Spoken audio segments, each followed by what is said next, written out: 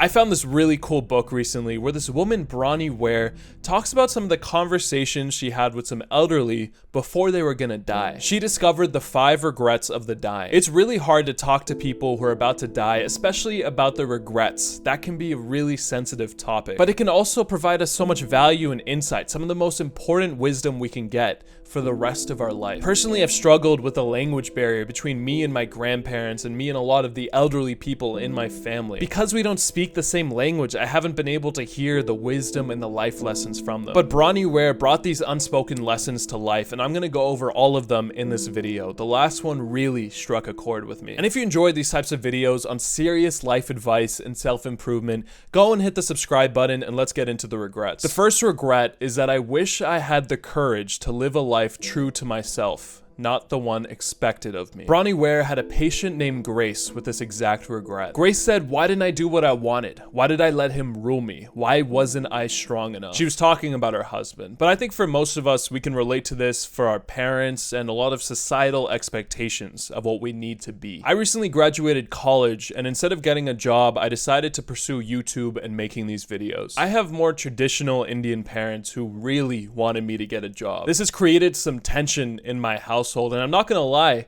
my natural inclination was to just listen to them, was just to get the job, to make peace. But I know in my intuition that I would grow old and regret that decision, that I would regret not taking the shot at my dream. The second regret of the dying was, I wish I hadn't worked so hard. The patient, John, said that there's nothing wrong with loving your work, but there is so much more to life. He wished that he had more balance in his life, more time with his family, more time with his friends. These days, the media and society praises those that sacrifice everything for their goals. Just look at someone like Mr. Beast. He lives in his office, works 16 hours a day, but look at the result he made. To build a big business, to get as rich as possible, to beat everyone around you, those demand equally big sacrifices. For so long, I desired and envisioned myself as being really rich, like hundreds of millions of dollars. But only recently I've wondered what that would actually cost me. Is there really any point to making more than you need to pay your rent, to go travel a bit, to support your family? It's a really hard question, but I think it's important for us to keep this in mind as we approach those decisions, like what we're gonna do for the rest of our life. We don't want to regret it. The third regret of the dying was, I wish I had expressed my feelings. The patient Joseph regretted that he never truly expressed himself. He said that his family had never truly known him and that there was a lot of pain and unspoken feelings in these relationships. When I think back to my high school experience, I remember a lack of true expression of myself. At the time, I was obese. I weighed over 260 pounds, and I never told my friends how anxious and insecure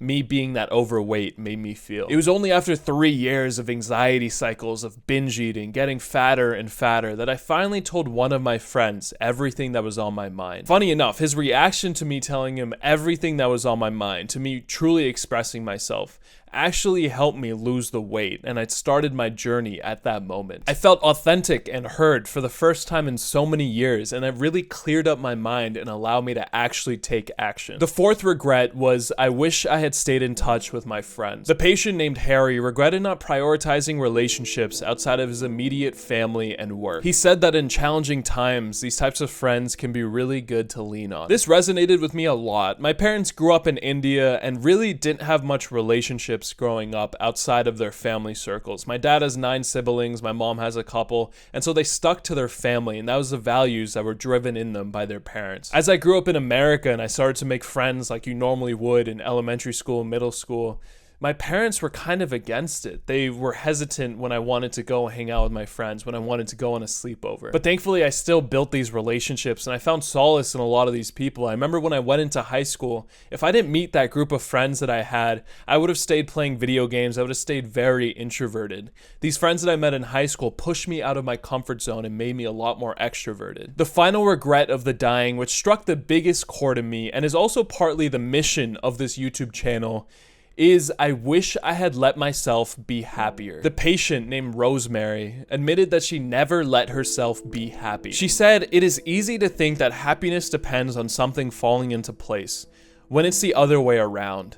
Things fall into place when happiness is already found." This really resonated with me because I subscribed for so long to the point that once I make it, I will be happy. Once I lose fat, I will be happy. Once I get rich, I will be happy. Once I find my dream wife, I will be happy. But the truth is, and I'm gonna just be brutally honest here, is that if you're around my age, I'm 22 years old, you have around 28,000 days till you're gonna die. And on that last day, you're gonna feel and I'm gonna feel about as good or bad as we feel right now. There's not gonna be much of a difference based on how rich we are, how we look like, or who we're with. So we might as well be happy now. And something else I've been thinking about and discovered recently is that if you're already happy, it's a lot easier to make the money to lose the fat to get the girl. Living in a state of anxiety, fear, and depression makes all of that really hard. Like if you're going to the gym consistently or you're working on a business consistently, if you're not enjoying yourself and if you kind of hate your existence a bit, you're not going to stay consistent, and that's where results come from. And if you want to learn more about becoming happy in the present moment without money, without anything external in the world, subscribe to this channel and keep up for more of my videos. I hope some of these regrets resonated with you and could possibly change the direction of your life.